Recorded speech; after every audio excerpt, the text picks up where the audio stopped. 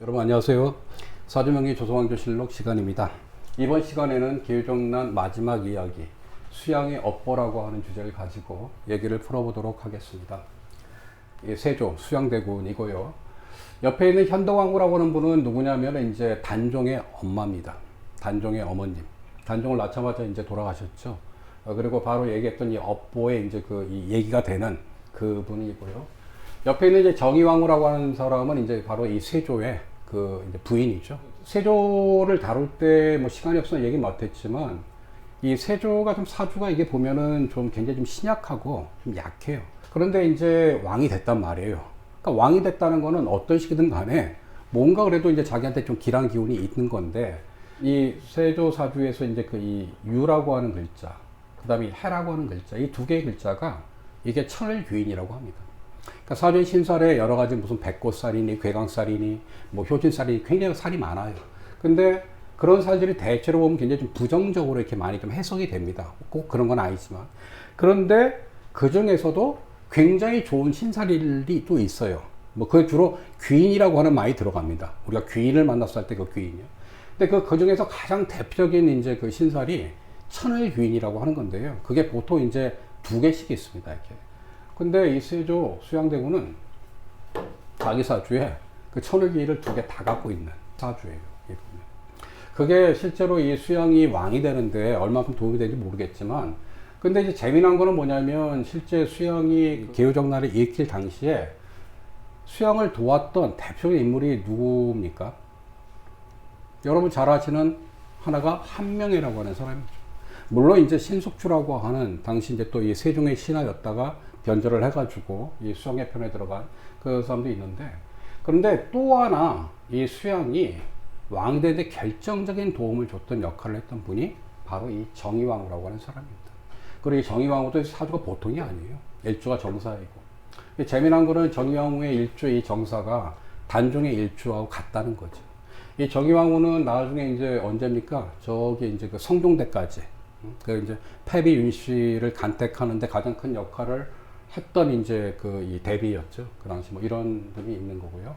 자, 밑에 있는 이제 세 분은 누구냐면 바로 이 세조와 정의왕후의 자식들입니다.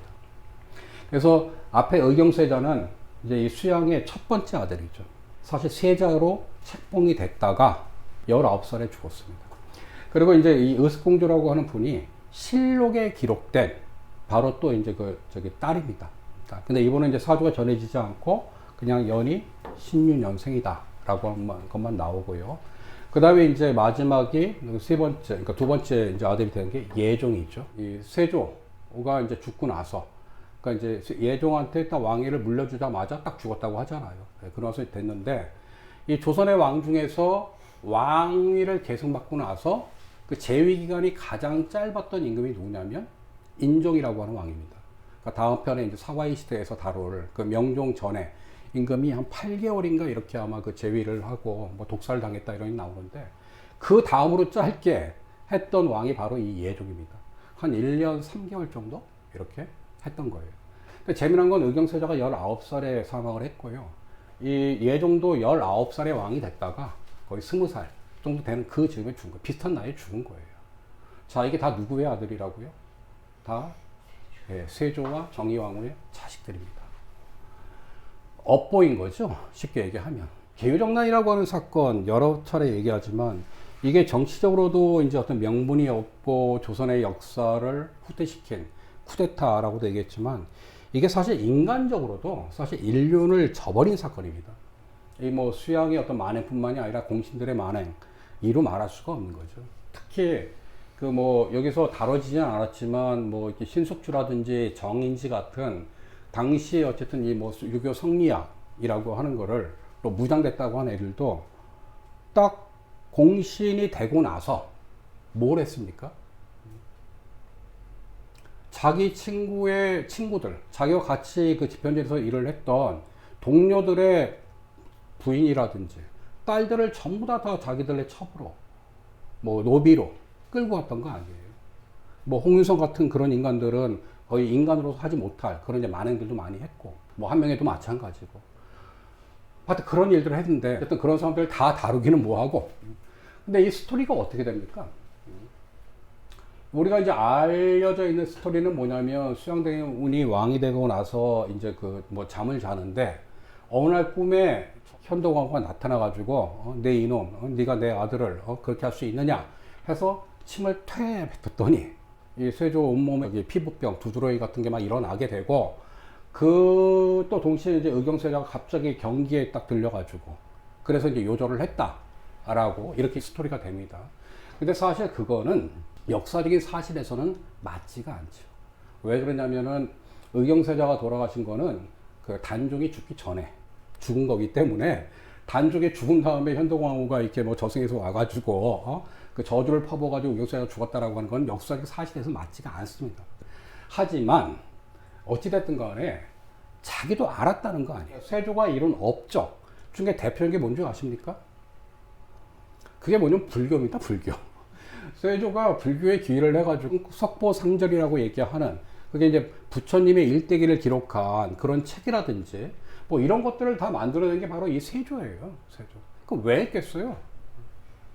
지가 잘못한 거를 아니까 그걸 무엇인가 좀 속죄를 받겠다라고 하는, 그러니까 인간은 누구나가 다 자기 속에 양심이라고 하는 게 있는 거죠. 옳고 그런 게 뭔지를 아는 거죠. 자기도 부끄러웠던 거죠. 근데 어찌됐든 간에 저 현동왕후라고 하는 분의 한번 사주를 한번 보자고요. 이렇게. 그래도 어쨌든 작용을 했을 테니까. 진짜 꿈에서 나왔던 뭐였든. 근데 사주를 한번 보세요. 이 현동왕후하고 정의왕후는 네, 동갑입니다. 동갑내기예요. 근데 사주를 보세요. 무술, 병진, 임술. 자, 시가 정확하진 않지만 자, 이 6개의 글자가 다 양의 글자. 양의 글자. 그리고 무슨 오행이 제일 많습니까? 토 오행이 굉장히 많죠. 근데 일간은 뭡니까? 임수죠. 네. 금성대군이라고 마지막까지 이제 이 세조한테 계기고, 그리고 단종을 포기하려고 하는 그런 이제 운동을 했던 왕자, 그 금성대군의 이제 일주가 이 임술이라고 하는 일주인데 같은 겁니다. 굉장히 강한 어떤 이 괴강설의 일주라고 얘기할 수 있는 거죠. 근데 옆에 병진이 또 있어요. 이 병진이라고 하는 글자도 이것도 괴강설입니다.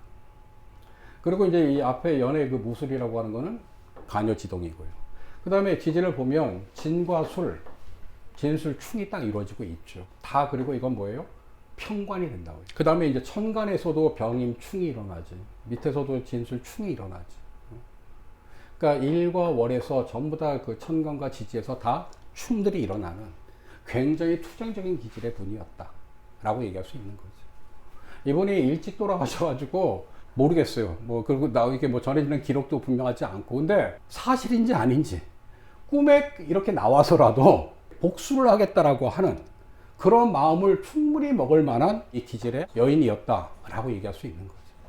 거기다 또 묘하게 또 보자고요. 묘하게 보면 또 일간에서도 또 병임충이 또 만들어지잖아요. 그죠? 이 세조하고의 관계에서. 그런데도 안타깝게도 연에서는 어떻습니까? 연에서는 다 지는 모양이 나오잖아요. 다 지는 모양. 그죠? 그러니까 기질이 다르다라고 하는 것과 기질이 달라서 서로 충돌하는 것과 그래서 이길 수 있다, 이길 수 없다라고 하는 문제는 별개라는 거예요. 그런 게 나오는 거예요. 결국 역사적인 어떤 이 현실적인 싸움에서는 지게 되는 모양이 된 거니까 이 관계에서 이렇게 이런 모양이 나온다라고 얘기하는 거죠. 참 안타까워요.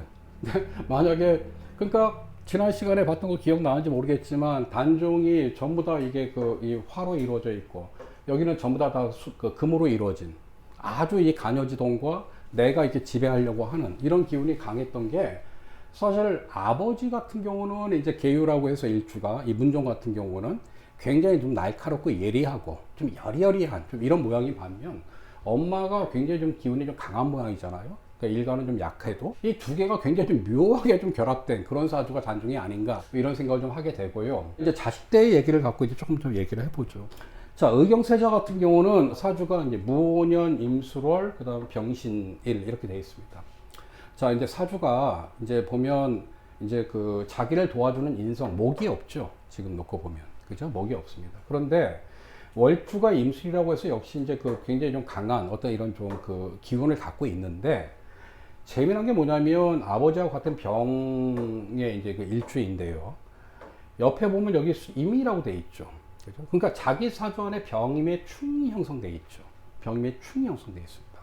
자, 보통 이렇게 천간에서 이렇게 충이 만들어지는 경우에는 이제 이걸 어떻게 해석을 하냐면 이 정신적인 갈등 또 내지는 이제 문제를 풀어나가는 어떤 방식 내지는 기질 이런 걸로 해석을 많이 하거든요. 근데 보면은 천간의 병임충. 근데 이게 누구예요? 내가 그걸 받는 모양이잖아요. 그죠? 이 경우는 내가 그걸 하는 모양인데, 그죠? 같은 병임충이라 하더라도 위치가 달라서, 자, 나를 기준으로 해서 나를 극하느냐, 내가 극하느냐라고 하는 문제가 나와요. 무엇인가에 정신적으로 압박을 받는 듯한 이런 모양이 나오는 거예요. 동시에 밑에 있는 신이라고 하는 글자예요. 이게 모양성을 놓고 보면 화극금에서 내가 그걸 하는 모양 같이 보이죠. 그걸 하는 모양 같이 보이지만 이 신이라고 하는 글자는 옆에 있는 임수가 생하는 글자입니다. 소위 장생하는 글자라 해서 이거는 사실 수로 봐요. 이렇게 이런 거죠. 그러니까 뭐냐면 이 술이라고 하는 글자는 오술로 해가지고 반합이 이루어져서 자기의 어떤 뿌리가 되는 같은 이제 화오행이라고 얘기할 수 있지만 옆에서는 또 이렇게 자기를 극하는 수의 기운. 그러니까 사주가 이 딱 모양을 놓고 보면요. 딱 나와 나를 괴롭히는 이 수의 글자 두 개로만 딱 이루어지는 모양인 거예요. 그러니까 실제로 현동화가 저주를 퍼부었는지 어떤 일 이걸 몰라도 사실은 세 보여도 그렇게 세 보이지 못하는 굉장히 내면적으로는 갈등이 많았던 그런 기질의 사람이 아니었을까라고 보는 거예요. 그게 바로 저 허약함. 사실 의경세자는 굉장히 효심이 깊었고 바른 아이였다고 얘기를 해요. 공부도 열심히 하고. 하지만 어쨌든 아버지가 버린 정당한 상식이 있는 사람이라고 하면 인정할 수 없는 거를 자기도 알았고, 그것 때문에 뭐 이렇게 야서 같은 데서는 아버지한테 많이 대들었다. 뭐 이런 얘기를 하지만 실제 그런 기록은 없지만 내면적으로는 갈등이 좀 굉장히 많이 있는 그런 모양이지 않을까. 그 역시 아버지한테는 이기지 못하는 이런 모양이었고 라고 얘기할 수 있는 거죠. 뭐 의석공조 같은 경우는 왜 넣었냐면 사실 이 계유정난의 저 부당성에 대해서 드라마 하나 있었죠. 그게 뭡니까? 공주의 남자인가? 거기 보면 어떻게 나옵니까? 세조의 이제 딸하고 저 김종서의 손자가 서로 이렇게 연분이 나가지고 그래가지고 이제 세조한테 이제 대항을 하는 스토리에 이제 그 드라마가 있었단 말이에요. 사실 이제 그 드라마는 이제 그 고종 때 서유영이라고 하는 사람이 쓴 금계필담이라고 하는 어떤 이런 좀 소설에서 이제 이걸 얻은 건데 역사적으로는 그게 나오진 않습니다. 근데 이제 그래서 이 세조한테 딸이 하나냐 둘이냐 뭐 이게 이제 또 역사적으로 논쟁이 된대요. 이렇게 정인지가 이제 세종의 그 묘비를 할 때는 그때는 일남 이녀였다. 왜냐면 그때는 예종이 나오기 전이었거든요. 이렇게 기록되어 있고 나중에 이제 이쪽 정의왕후 이게 세조하고 이거 나올 때는 그 이남 일녀다라고 이렇게 이제 기록이 또 두 개가 나오고 해가지고 그 한 명의 딸이 더 있다 없다 이런 논쟁이 나오는데 설사 그 딸이 있었다 치더라도 그때 김종서의 손자는 애기였대요. 그래서 그게 맞지도 않는 거고 뒤에 이제 각색된 소설이죠. 공식적으로 저 실록에 전해지는 공주는 이분 하나고 이분은 저 성종대 때까지 오래 살았던 것 같아요. 근데 그래도 이제 한 30대 후반? 뭐 37인가? 뭐 이즈음에 이제 돌아가셨다고 하는데 특별하게 얘기할 건 없는 분이고 마지막 이제 하나 우리가 다룰 분이 바로 이 예종이라고 하는 임금이죠. 이게 이제 사실은 수양이 엇보이기도 하면서 동시에 이 안에도 굉장히 좀 중요한 정적 스토리가 좀 숨어 있는 거죠. 이 보면. 말씀드린 대로 이제 예종 같은 경우도 19살에 이제 그 임금이 됩니다. 근데 예종이 19살 왕이 돼가지고 역시 1년 한 3개월 정도 재위하고 죽었어요. 그러니까 자기 형하고 비슷하게 죽은 겁니다. 원래 이 예종이 왕이 될 사람이 아니에요. 왜냐면 이 의경세자라고 하는 분이 이미 세자로 딱 책봉이 됐고요. 이 자식이 있었습니다. 그러니까 이게 본래대로 하면요. 의경세자가 죽었으면 당시에는 이제 이 세조가 살아있을 때니까 왕위를 뭐냐면 세손한테 넘겨야 되는 거예요. 의경세자의 아들한테. 그런데 이걸 제끼고 둘째인 예종한테 넘긴 거예요. 이렇게. 그러니까 이건 뭐냐면 이제 사실 조선에서 이제 이 어떤 왕위 계승이 보통은 이제 그 자식한테 넘기는데 동생한테 넘어가는 몇 개의 경우가 있는 거거든요. 자, 왜 그런 일이 벌어졌을까? 이 다음에 예종이 죽고 나서도 자, 누가 왕이 됐습니까? 성종이라고 하는 사람이 임금이 됐어요. 그런데 자, 이제 예종도 아들이 있었어요. 근데 역시 예종도 아들한테 이게 승계가 안 되고, 당시 정의왕후가 예종 아들을 제끼고 다시 의경세자의 아들들한테 이걸 넘겼어요. 그러니까 복잡한 일이 벌어지는 거예요, 여기서. 자, 왜 이런 일이 벌어졌을까요? 한마디로 하면 예종의 장인이 누구냐? 그게 한명입니다. 한명. 그 다음에 예종이 죽고 나서 다시 의경세자의 아들이 둘이 있었거든요. 그 중에서도 첫째가 있고 둘째가 있어요. 그런데 성종은 둘째 아들입니다. 그러니까 이것도 다시 종법에 따라가면 의경세자의 첫째 아들이 왕이 됐어야 되는 거예요. 근데 첫째 아들 제끼고 아프다고 얘가 좀 병약하다고 해가지고 둘째 아들한테 넘어갔고 얘가 이제 그 왕이 돼서 얘가 성종이 되는 건데 이 둘째 아들의 또 장인이 누구냐? 그게 다 한명이에요. 그리고 여기서 이제 등장하는 여인들이 바로 이 대표적인 분이 정의왕후. 그 다음에 저 의경세자의 부인 인수대비라고 우리가 알려져 있는 소혜왕후. 이들이 아주 엄청난 여러 가지 이제 막 얘기들이 되는 거예요. 그때 등장해서 잠깐 있었던 임금이 바로 이 예종이라고 하는 임금입니다. 자, 근데 이 예종이라고 하는 임금이 사주가 어떻습니까? 기사년, 정축월, 정축일. 자, 사주를 놓고 보면 아까 누구하고 비슷해요? 단종하고 비슷하잖아요. 예.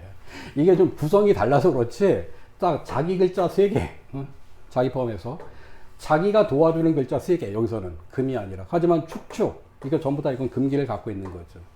자, 정축이라고 하는 글자는요, 이 자체로 백호살입니다. 은백호라고 얘기해요. 그런데 월도 정축이죠. 보통의 경우는 일간이 같은 게 하나만 있어도 자기 주관이 강하다 이렇게 얘기하는데 이건 아예 자기 일주가 그대로 월주에 또 있어요. 그러니까 예종이 어떤 사람이었을 것 같아요. 어떤 유튜브에 이제 그 예종에 관해서 얘기하는 걸 제가 들어봤는데 조선의 임금 중에서 가장 성질이 까칠했던 애를 예종이라고 얘기를 하더라고요. 근데 그게 사실인지 아닌지 모르겠고 다만 제가 명리적으로 놓고 보면 상당히 자기 주관 고집이 강했던 사람이다 라고 한 건 분명한 사실입니다. 이거는. 그러니까 예종 같은 경우도 사실은 이제 시간이 나면 한번 얘기해 볼 텐데요. 예종이 남이 장군을 죽였다고 얘기하잖아요. 당시 남이라고 하는 사람은 이 그 수양대군이 워낙 이 공신들, 한명회라든지 신속주라든지 이런 그 공신들의 힘이 커지니까 그거를 견제하려고 등용을 합니다. 자기 이제 왕족에서도 좀 젊은 애들. 그러니까 남이 장군 같은 경우도 저기 왕족이거든요. 이 외가 쪽으로 해가지고. 근데 그런 세력을 해가지고 이 훈구와 좀 이렇게 힘의 균형을 좀 만들려고 하는 이런 노력을 해요. 그 당연히 왕이니까 왕권을 강화하려고 하는 거고. 예종 같은 경우도 그 왕권을 강화하려고 했었던 거예요. 여기 보면. 왜냐면 자기 아버지가 이게 휘둘린 거 봤거든. 그러니까 어린 놈에다가 또 이렇게 딱 자기 기운 많지. 이 백호사이라고 하는 건 에너지라고 얘기했잖아요. 뭔가 이제 내가 해보겠다라고 하는 게 있었던 거예요. 이게 보면. 그래서 실제 자기 장인 한명회하고 갈등이 굉장히 심했습니다. 그래서 실은 예종이 대표적인 독살로 죽었다라고 하는 건데 이게 한명회하고 의경세자의 부인 인수대비 둘이 이렇게 음모를 해가지고 예종을 죽인 거다라고 하는 얘기도 되는데 어쨌든 근데 이 예종이라고 하는 사람이 자기 왕권을 강화하는데 자기 경쟁자가 두 그룹이 있는 거예요. 한 그룹이 뭐냐면 수양이 키웠던 이런 그 신진 세력이 있는 거고 또 하나는 누구예요? 당연히 자기 장인 한명회를 비롯한 이런 그 나이든 공신 세력이 있는 거죠. 근데 이 공신 세력들은 뭘로 놀랐냐? 여러분들 이 세조라고 하는 이 그 묘 있잖아요. 그러니까 보통 이런 세조니 뭐 예종이니 뭐 단종이니 하는 이런 걸 우리가 묘라고 얘기해가지고 이거는 이 사람이 살아있을 때 불렸던 이름이 아니죠. 죽은 다음에 신하들이 지어주는 겁니다. 근데 이 세조가 계유정나이랑 쿠데타를 해가지고 이게 왕이 된 거란 말이에요. 근데 이 세조라고 붙여요. 보통 이 세조라고 하는 이 조라고 하는 건요. 어떤 임금들이 받냐면 나라를 창업한 임금들. 또 내지는 나라가 거의 망하기 직전 뭐 전쟁이나 외침을 받은다는데 이거를 이겨내고 나라를 좀 새롭게 재건한 임금들한테 붙이는 거예요. 그런데 당시에 한명회를 비롯한 이 공신들은요. 이 세조라고 하는 묘를 주려고 안 그랬어요. 이거를 끝까지 밀어붙인 놈이 누구냐면 바로 이 예종이에요. 예종. 그러니까 우리 아버지 대장, 우리 아버지 최고 이런 거죠. 그게 뭐냐면 구공신들하고의 힘관계에서 내가 밀리지 않겠다라고 했던 거고 동시에 이제 뭐 이렇게 예종이 사실 남이 장군을 이제 그 세조가 너무 이렇게 이뻐해가지고 얘가 이제 그 뭐 세자도 아닌 그 왕자 시절에 되게 좀 시기를 많이 했다고도 얘기를 하더라고요. 근데 어쨌든 그거는 일종하게 이제 또 새롭게 어쨌든 권력으로 떠오르는 새로운 어떤 신진 정치 세력에 대한 견제 이 두 가지를 한 건데 그만큼 뭐예요? 자기 주관이 강했기 때문에 내 주도대로 이 전국을 끌고 가겠다라는 의지가 강했던 임금이 아니냐. 그러니까 이제 모난 돌이 정환된다고. 그게 어쨌든 양쪽에서 전부 다 밀리게 되고, 뭐 그런 과정에서 뭐 죽은 거는 무슨 그 뭐 발에 무슨 상처가 생겨가지고 이것 때문에 이제 뭐 감염증으로 죽었다고 얘기를 하는데, 어쨌든 굉장히 의문스럽게 이제 빨리 죽은 임금이 된 거죠. 이로 인해서 이제 사실 그 조선의 이제 전국은 또 다시 한바탕 혼란이 되는 거지만, 여전히 권력을 쥐고 있는 건 누굽니까? 한명회를 비롯한 이런 공신 세력들인 거고, 그들의 음모에 의해서 다시 이제 또 성종이라고 하는 또 어린 임금이 또 나오게 되는 건데, 그때부터 조선이라고 하는 사회는 어떤 사회가 돼요? 세종대까지 이루어진 번영이 전부 다 일시 정지가 되고, 오히려 이제 퇴보가 되는 시기고요. 그 퇴보가 본격적으로 시작된 게 바로 이 성종대부터라고 저는 생각합니다. 제가 볼 때는. 그럼 물론 그게 바로 드러난 거는 성종이 죽고 나서 그 다음에 임금이 누구예요? 소위 연산군이라고 하는 조선사에서 최고의 폭군으로 얘기되는 임금이죠. 그때부터 조선은 한 100여 년 동안 무슨 일이 벌어집니까? 소위 얘기는 사화의 시대라고 해가지고 말도 안 되는 정적 혼란이 반복되는 이런 사회가 만들어지는 거죠. 개요정난 얘기는 여기까지 마무리하고, 우리 다음 시간에는 조선의 100여 년의 혼란의 시기, 암흑의 시기라고 얘기하는 그런 사화의 시대를 갖고 다시 여러분들을 찾아뵙도록 하겠습니다.